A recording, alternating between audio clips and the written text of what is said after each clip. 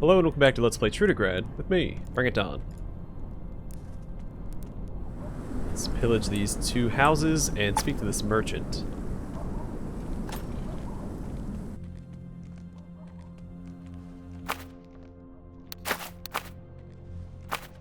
That's what I just opened. Give me that cabbage, please.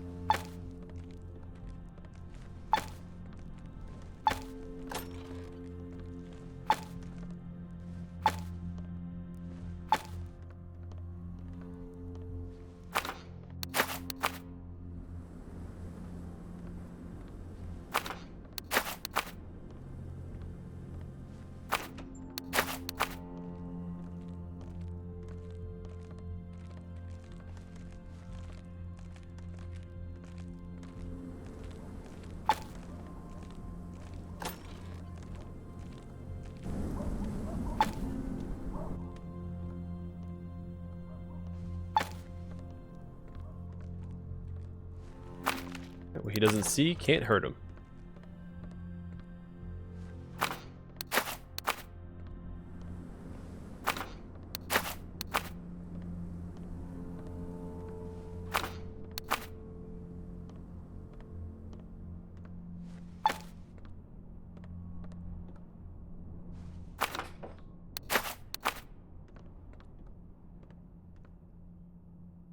I'm gonna start a romantic novel using this thing. It's called The Mimic and His Mistress.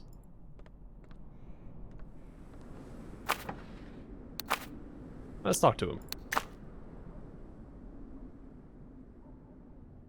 7 to 22. As I compare to...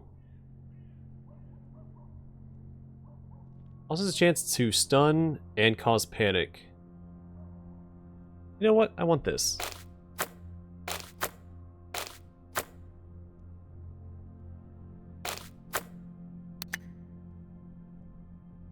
We have the means to get it off of him. A wide callous palms of the man's hands give him away as an artisan, but his intelligent voice would be more suitable for a man of science. Master Ilya at your service. Is something broken? Does something need to be fixed? Nope, not at the moment. Everything that folks bring to me, from Chinese bread makers to homebrew radios. I've never given in to laziness in my search for rare magazines, technical instructions, as well as gizmos and gadgets to gut and learn the functions of. That's why now I have the skills to fix all manner of stuff. Once you've restored a video photo camera, if you can believe that. Have you heard of these? I never heard about such things. Care to enlighten me? Of course. Video photo cameras are an invention from the early 80s. Instead of using photo tape, they recorded still pictures in analog video format on special floppy disks, like those used in computers. They didn't really get too popular with consumers, though. I spent a week just to understand what I was dealing with. It turned out to be a Fuji Alphamax ES20. A mercenary pal of mine brought it to me. He said that he found it in the forest and asked me to restore it. I found some documentation about this model and... But enough of that. Sorry for getting carried away. No, go on. I wonder how you restored this curiosity. Hey, 3 points of technology. The master embarks on a long tale about the repair of the unique camera. For any person more or less interested in high technologies, this is rather interesting. And then to my surprise, an NTSC TV displayed the picture stored in the camera, unlike the PAL one I used before. The connection was successful, and so was the repair process. My friend the mercenary jumped for joy, paid twice the agreed price for the deed. Still, honestly, the biggest reward in all that wasn't the cash, but the fact that I no longer had to keep that darn floppy disk that came with the camera inside my shop. It creeped me the heck out. So that's my story. Hope you liked it. What was wrong with the floppy disk? It contained the pictures taken by the previous owner of the device. The guy or gal who lost it in the woods in the first place. These shots slightly alarmed me. Or maybe disturbed me is a more suitable way to put it. Gave me anxiety for no good reason. Man, I'm intrigued. What did you see there? Nothing terrible in the usual sense. It's just... Well, somehow I felt uncomfortable after looking at them. The first picture, as far as I remember, was taken as if from the hip, in a really gloomy forest at dusk. Trunks of trees, boulders, bushes, and through them, a light, as if someone is burning a fire in the distance. That's all. Yeah, this is the first picture you described, buddy. What was the next one? Same angle as the previous shot, but now there was something in the center of the fire. A statue. Of course it was a statue. What else could it be? A dark, horned man-sized statue, covered by a cloth or a shapeless robe. The statue's left hand reached for the sky. The right one pointed it to the ground. Why does even stating this, after all this time, give me goosebumps? No matter. I just probably had a bad day. That's all. Well, never mind. Can you answer a couple more questions? Ask. I'll try to answer. I'd like to ask about the city. I don't go there often, especially lately. I know it will sound strange, but in Trudograd, life is more dangerous than outside its walls. All these terrorists, monsters, squatter-filled abandoned buildings, seasonal floods and such. To tell you the truth, I'm amazed that the city still stands. Such megalopolises need a lot of upkeep, yet the authorities are mostly ignoring that fact. People in rural areas generally have safer lives, although of course, there are certain risks here too. I'm interested in this village. The word village is way too generous. We barely have enough folks still living here to be called that. But otherwise, life is quite well. All the houses have electricity. Thanks to me, by the way. Sometimes I still have to repair the generator, replace parts out of my own pocket. Usually after a foreign adventurer steals them, but it's totally worth it. Now, why do you live in the village? Nobody constantly tries to take money off of you like they do in Trudograd. You go about your business and not expect some nitwit to try and scare you into paying for protection. There are problems with bandits, sure, but in comparison with what's happening in the city, these are mere trifles. What rumors do you have here? All manner of stuff is discussed by the locals. The attack on the city dam, the Army of the North. They say that in Trudograd, there are more and more predatory mutants. Slugs, ghouls, and the like. Just a few years ago, when some crazy scientist had his test subject escape into the streets. We folks living outside the city also have our legends about mutants. Like some say that somewhere in this vicinity, there lurks a terrifying monster who was once a man. I've never seen the thing myself, and I'm not jumping for a chance to do so. Alright, I have to go. See you.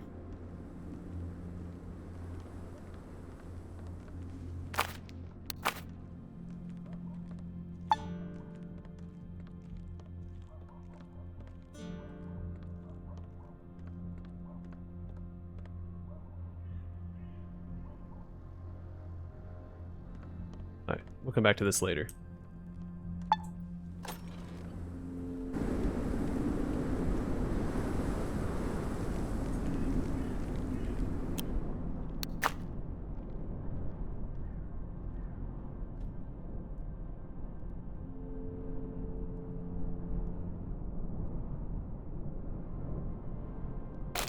Alright, he's got a lot of stuff for sale. We will trade him for all the junk that we have.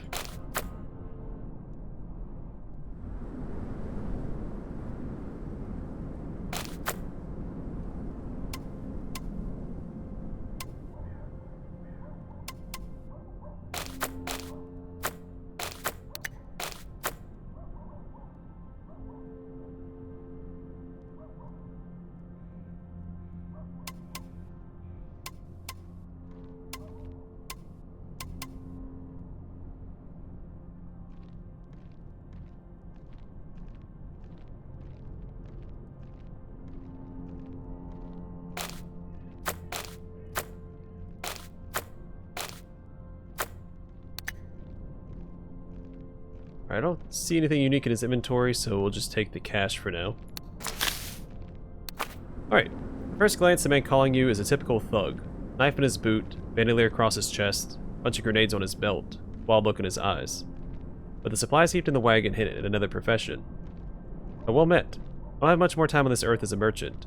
Buy some of my stuff while you still can. Only if you're offering the same discount I get in the city. Nope, sorry. Small trader can't compete with Trudogradian businessmen. But at least buying from me, you'll be financing all the rubbish happening in the city. What do you mean? You know what kind of relationship Trudograd used to have with the North? They fed the Northerners by sending grain caravans during times of famine. They supplied them with guns on the cheap. Anything for dear Siama Voronok, in exchange for his precious stones. The current feud only came about very recently. If you can even call it that. Some of the ruling elite is selling weapons to Sioma even now, through middlemen. As if they don't understand, those same guns will be used against us. I'm not like that. I spend all my voodoo exclusively on myself, which basically makes me a candidate for sainthood. I remember you saying you didn't have much time left to be a merchant. Why's that? You about to croak or something? Don't jinx me. I just feel like I've been in this profession for far too long. It's time for a change. It'd be kind of dumb not to. I mean, we're living in the era of ultimate freedom. Why stick to just one job your whole life? Have you tried a lot of different trades then? Not enough fingers in my hands to count. Started out as a cut purse back when I was a kid. Life was hard, you know. As I got stronger, I got to the guns for hire business. Watched with the comic crossbowman for 2 years, and 2 more with the Kalashnikov Killas. Then I turned stalker roamed all over the Union, from military installations to abandoned cities. After reading a few textbooks I discovered in the ruins, I temporarily became a wandering physician. Even removed a couple of appendixes.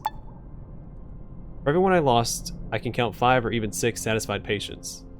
Better than some university graduates. So what if I had never had a proper education? Who's going to stop me, right? That is the beauty of our time. Every road is open. Lose the fear and walk them to your heart's content. You mentioned the era of freedom before. What did you mean? Ultimate freedom is what came after the end of the world. The first things the nukes quashed were social restrictions and routine. Once the central government bit the dust, people were limited only by their own imaginations. Fight if you wanna, steal if you wanna. Fancy becoming a trader? You're welcome to it, no license required. The swag for sale and the gumption to stand up for yourself. That feeling the urge to become a medic, but never finish elementary school? Who cares? Just do it. People love to complain that life after the apocalypse turned to crap, but they forget that crap is a good fertilizer. I, for example, flourish in it, like a fern flower on cupola night. What do you plan to do next? I heard there's a scientist in Astrakhan, Plutarch Kartikin, who hires daredevils for an expedition to the Dead City. And not so long ago, part of the subway there collapsed, to another, deeper, underground facility. Why was it built and when? What might be hidden in its bowels? Is there another subway beneath it? Is it true the Dead City is connected with Trudograd by underground tunnels? All this I must find out. I got it. So can we change the subject? The merchant thoughtfully scratches his graying beard. See here. I've got a few more questions for you. Okay. If any buyers show up, we split. Got it? What's your name, man? Han Agdamovich. You just call me Agdam. If you hear someone call me Agdam the Survivalist or Agdam the Bloody, that's all in the past. Guy finds himself in a brave new world, commits a couple rash acts, is given a dumb nickname, that sticks to you like Myrmic crap to a boot. Sheesh. So how's business? It's alright. I have a lot of gubbins stashed in. Heck, some of my safe houses were filled to the brim with loot, to the point it even got dangerous. Imagine stopping at a bunker you rarely visit, hoping to spend the night in comfort. It doesn't open because a fallen box of ammo is blocking the door. Some would describe that as a first world problem, but I say freezing your butt off is a rotten deal in any world. What can you tell me about this village? I don't have much competition here, so that's good. Most of the locals I don't know very well. They seem like nice enough folks. They buy everyday goods for me, like food, meds, cutlery, and such. But if you want to learn the deeper history of this place, I'm the wrong guy to ask. Talk to the villagers. Any spicy gossip to share? About 10 years ago, I was guarding an expedition to the north, to the sands of Sioma Veronik. I'll never forget what a generous host that bandit was. Even simple mercs like yours truly received a welcome fit for a king, and private quarters to boot. You probably thought it was wise to blow smoke up our butts. That's not what my story is about. See, when Sioma invited us to his personal bathhouse, there's a certain lowly manservant working there. A petty little guy, constantly cursed under his breath as he gave me and the boys foot massages. Now fast forward to yesterday. On my way to the village, a TSS patrol stopped me, asked for my name. They warned me that a gang of saboteurs led by some Pugok was active in the area. They showed me his picture. Out of that photo gazed the same dude from 10 years ago. Makes you wonder how people can change, huh? Alright, let's talk about something else. Alright, slapping him on the shoulder. Anyway, I'll leave you be. Best of luck, hotshot.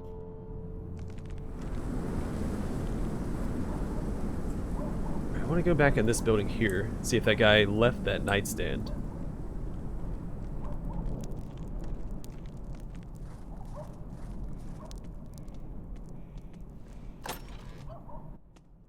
He's still standing right there.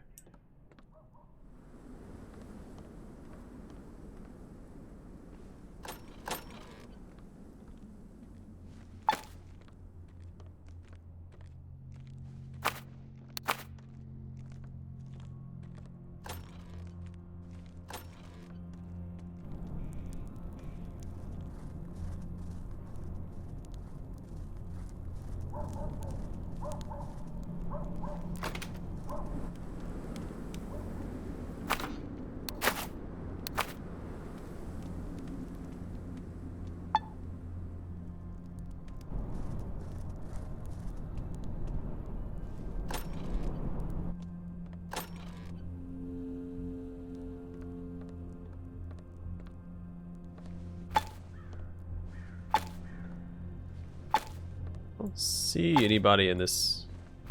Oh, he's right. They're right beside me. Never mind.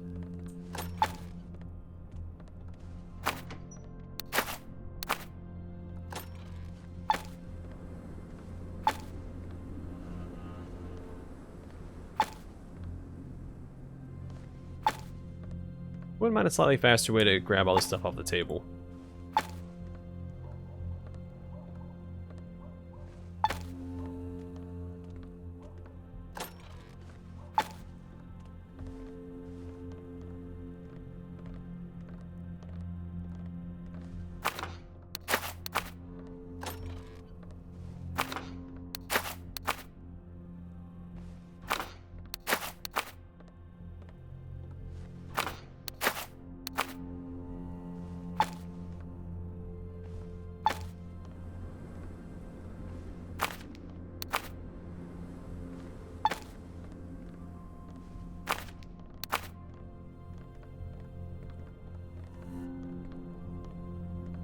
Alright, wherever she goes, I'm going to the opposite side and just keep on looting.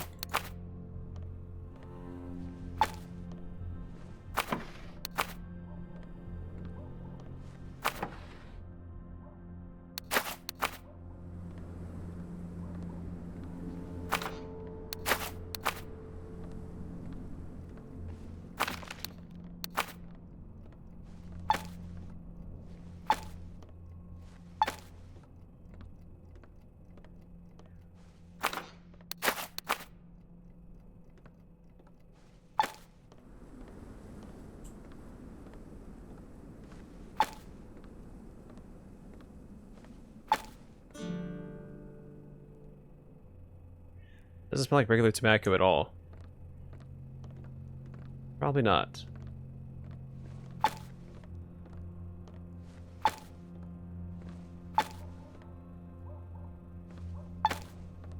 So long to loot everything.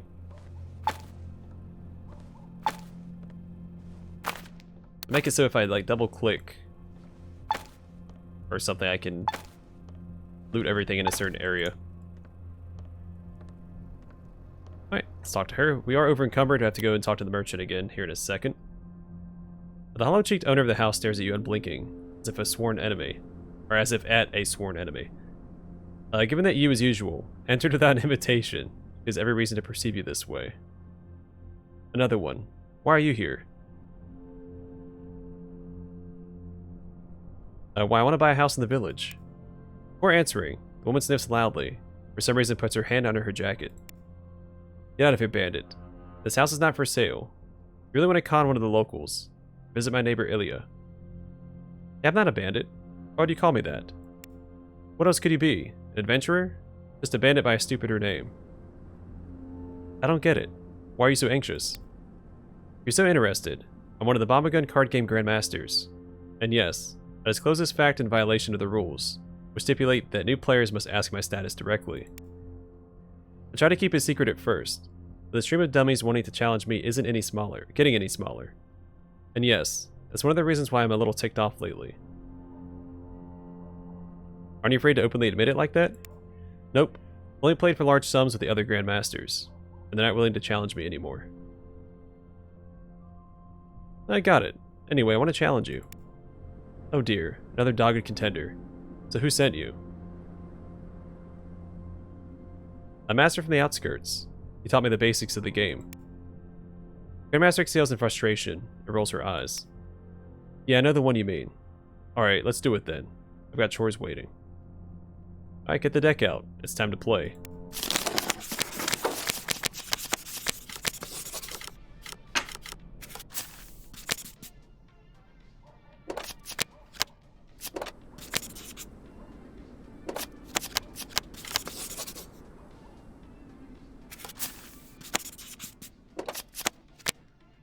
I didn't start with armor this time.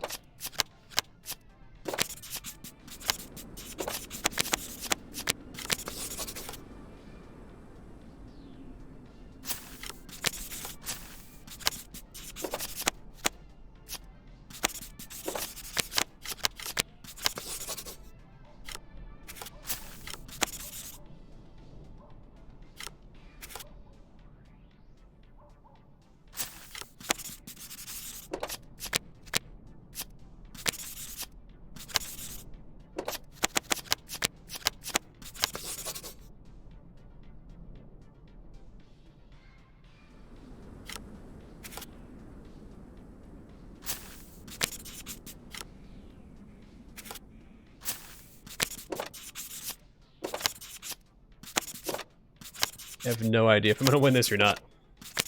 Probably not.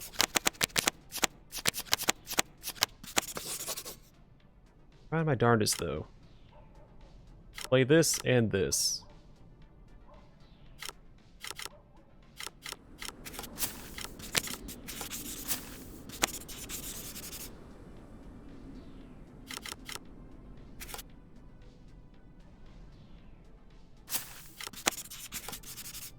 I win!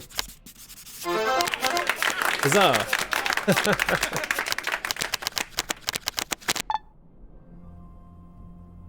Oh wow, 927 experience. So you won, huh? Way to go. Pat yourself on the back for this great achievement. Patting yourself on the back. I sure am great, aren't I? Yes, yes. Watch out for the crowds of fans now, lest they trample you. Go on, move along, you scoundrel.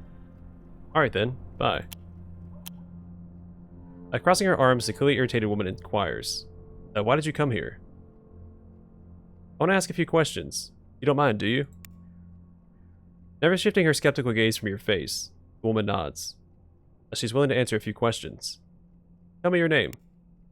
Augustina Mikhailovna. The woman snorts contemptuously and glares at you from under beetling brows. That's right. I have a patronymic and no surname. Got that? Tell me about this village. Village. This place is as much a village as it is a city. It's nothing but a handful of tumble-down shacks. There's not even anything to look at. And for this reason, paradoxically enough, I like it. What's going on outside the city? Banditry everywhere. Just like in Trudograd, in fact. And you throw in all the mystical mumbo-jumbo that's been going on. But hey, there's no shortage of fresh air. Though we do get sandstorms in summer too. What gossip have you heard? Heard some pirates have started worshipping the Red Star. As if the devilish things roaming this earth aren't enough for them, they invented a demonic entity in the sky to worship. Alright, see you later. Oh cool, we defeated the first Grandmaster out of 4. I have a feeling the guy that taught us the game is going to be like a secret 5th Grandmaster. After we defeat the big 4, he's going to be like the, it's like a Pokemon. You defeat the final 4, then there's always your rival you have to fight after that. I think that's going to be the case.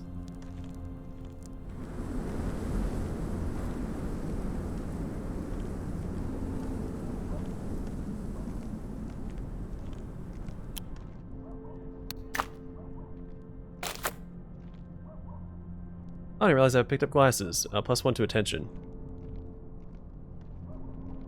I have no use for this. Let's see.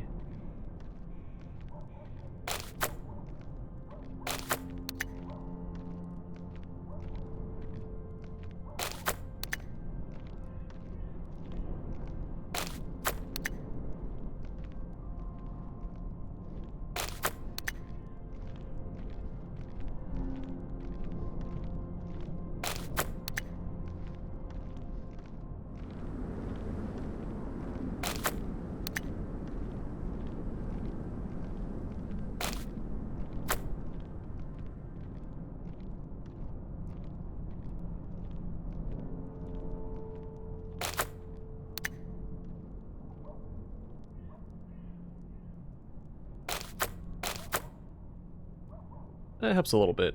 I could sell this if I wanted to, but I wanted to save that for a companion. Some of the stuff I am holding on to for when we start finding companions.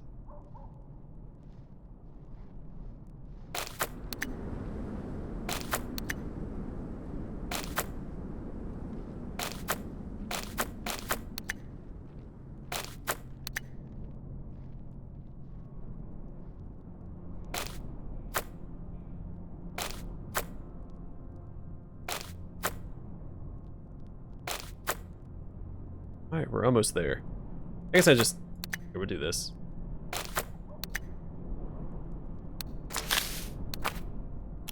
Alright, cool. Well, I guess we can... Well, I do want to go back inside this one building. I want to finish looting these containers. This guy's in here watching him like a hawk.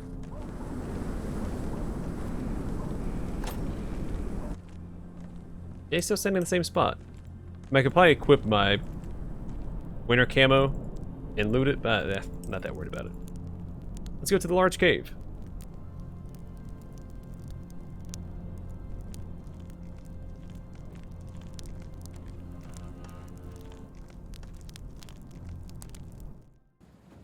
What I want to find is a shield. So right now I have perks I'm not utilizing because I don't have a shield equipped.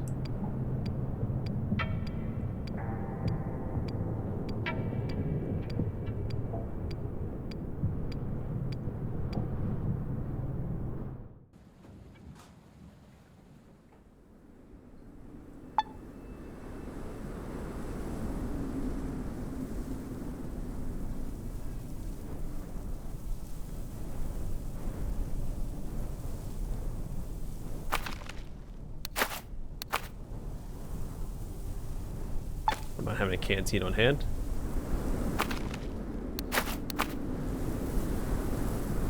I'm not going to pick up everything yet. Probably grab it on our way out of this area.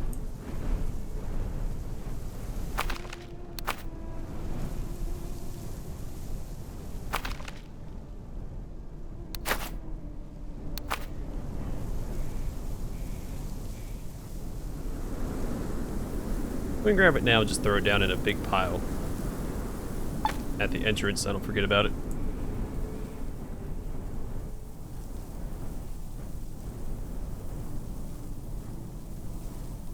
I'm gonna try and nickel and dime my way to the top.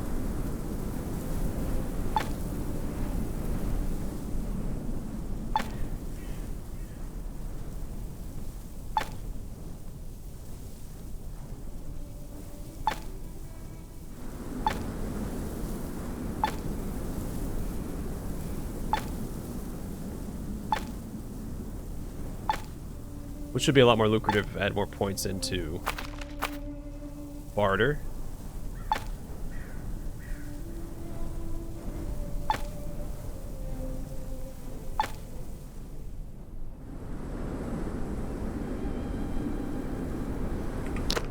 Alright, let's come over here and throw everything on the ground. Like so.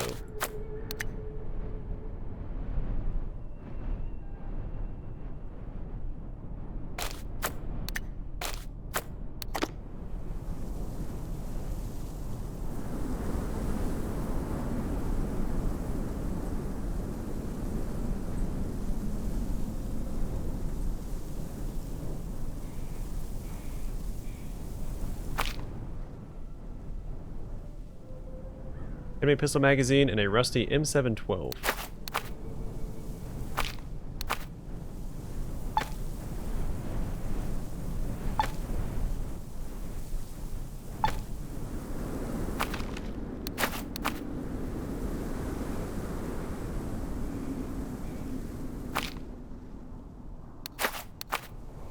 Pile of bones. I'm gonna assume there's wolves here. I thought we were told what was living in this cave. I don't remember what it was. What was said.